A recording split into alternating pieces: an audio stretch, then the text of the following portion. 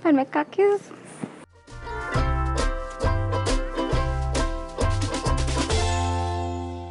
Hi moms, new moms, moms to be, welcome back to my channel. Today we are going to talk about car seats. So I'll show you how to fix my car seat. It's an isofix. It's not as simple as you think it is.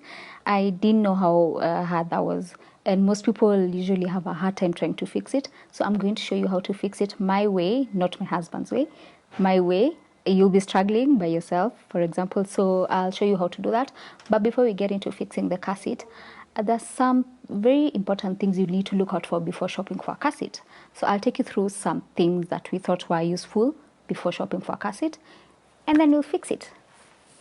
So before we fix the car seat, we're going to talk about a few things you need to look out for when you're shopping for a car seat, which is very important. You don't want to get yourself a car seat that you probably will never use.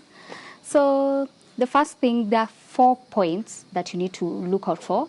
There is safety, accessibility, comfortability, compatibility. But before we go through these 4 points, the major types of car seats are 2. There's the infant car seat, and then there are the convertible ones, or the toddler or whatever kind of car seat. So the infant car seat only serves an infant. And then when your baby gets to certain kgs, then you'll need to get another car seat for an older child. So the infant one, for me, I wouldn't go for it because I don't want to start transitioning into other things. I just want one seat that will serve me for a long time. But not the only, for me, I think the reason why I might consider an infant car seat is the fact that you're able to move with your baby while they're still in the car seat. So if they are sleeping and they haven't finished sleeping, you can move around with them. It's a light one. It's just purely made for an infant. It's safety for an infant. All the tests that I've gone through it's to make it very comfortable and safe for an infant. And then the convertible car seat is one that you can use it for an infant, and then they can grow with it until whatever kgs that for that specific car seat. This one, unfortunately, you cannot move it from your car. So if your baby was sleeping, you'll have to wait for them to finish their sleep before you can move them. For example, this one that I have here with me, it's a convertible one, and I prefer it because I can use it until my baby is, I think, 22 kgs. I'm not quite sure, but I'll confirm that. And then other than the 2, the infant and the convertible, the other major difference between car seats is one that you isofix, and the other one that you need to use a seatbelt to tie to your car. For me, I think the isofix one is better because it's more, well secured in your car as compared to the seatbelt. And you can imagine if the seatbelt accidentally snaps. But the isofix one, it's well locked into your car. And then now for the 4 points I'd mentioned earlier, the safety, for me, the major thing about safety is a car seat that has the 5-point harness. So the 5-point harness is if you can see here, so the 2 belts over the shoulder, the 2 belts around the waist, and then there's one under between the legs. So that ensures the baby is well secured into the car seat. Obviously, it won't make sense if you don't lock it well. So you need to make sure you lock it well. The 5-point harness, it's more safe for the baby. And then there's comfortability. You have to make sure that your car seat is well padded. At least for me, I liked this because it's very well padded, so it's comfortable for the baby. You can imagine a baby sitting on a seat that feels like plastic. And then there's accessibility. For me, I just wanted something that would make work easier for me to get the baby in and out of the car seat. So this rotates all the way. It does a 360 rotation. So at least if your baby is seated in the car, you can do a 90-degree rotation, remove your baby from the car, and then put your baby back in the car. It's much easier that way than you can imagine trying to struggle to put your baby in where they're facing front or back. And then there is compatibility. So if you're getting an isofix car seat, you have to make sure that whatever car seat it is that you're getting is compatible to the car that you have. So there's usually a list of cars that are compatible to the specific car seat you're getting. Because remember, it's just the latches, the isofix latches in the car that the car seat will be fitted into. Yeah, so it has to be too much, and it has to be compatible for that car seat. So other than that, above all, it's safety. So usually the car seats are tried and tested. For the big brands, at least you are sure it's tried and tested. For the brand that you're getting and you're not sure if it's tried and tested, I'll link on the comment on the description box a link to the list of cars that have been tested at least in 2021. So Europe does that. There's a company in Europe that tests car seats at least every year. And then for American car seats, other than just the list of the car seats that have been tested, there's usually a warning sign on the car seat that the car, it's safe and can be used in a vehicle and an aircraft. So usually the font has to match the exact font for that specific warning, because people can put fake warnings.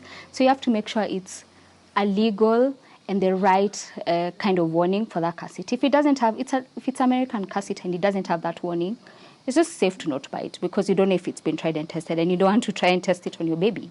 So come with me as we fix my car seat.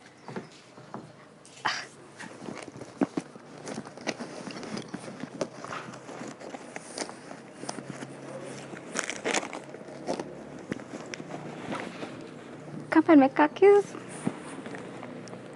I can't. 1 minute. So first things first, you need to release the latches. So this is how you do it. For this one, pull that, and then hook the car seat's isofix latches to the cars. When it's locked, you will see the green sign, so you know that's locked. Ensure the same is done on the other side. Okay, then you need to fix the stand. So just press these 2 buttons on the sides, and then that should drop. When you see the green sign, will show you that it's hooked to the floor. It's tightly hooked to the floor. So I'm done fixing the car seat. I think I'm setting. So the next thing is just I'll show you some of the features of the car before you put your baby. So there's a little button on the front here. You use that to rotate the car seat. So it's better if you work with it facing you, obviously. Before you put your baby, just make sure there's enough room for them to get in. The 2 seat belts are there, and yeah, there's just enough room for them to fit in. This is how you tie the seat belts. The 2 hook, and then I don't know why they do it this way, but then put it in, lock. You make sure it's tight enough for the baby, so you pull the string here.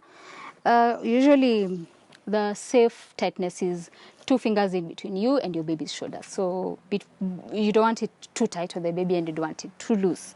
And if you want to, loosen it a bit, just pull that and then pull the strings back. Yeah, loose. And then for the headrest, depending on your baby's height, you can adjust the height of the headrest on this ring here.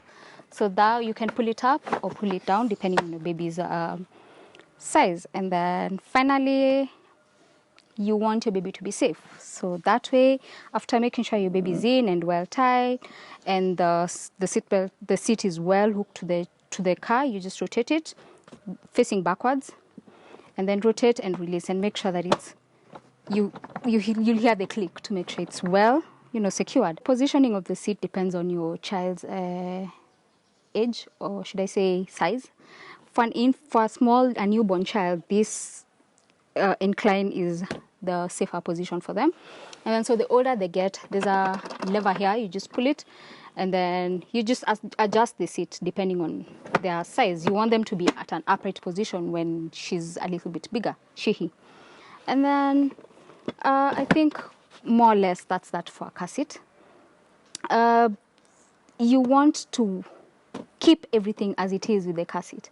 Don't remove any labels, don't remove any stickers, don't remove the manual from the manual is usually at the back of the car seat. Don't remove it. Just keep everything as it came with the car. You want those, safety signs and warnings and all that to be there in case someone else is, you know, trying to operate the car seat for the baby. That's very, very important. Just make sure you don't remove them. All these stickers, keep them with the car seat. I think that's it. Next time we'll review something that's a little bit more easier to install.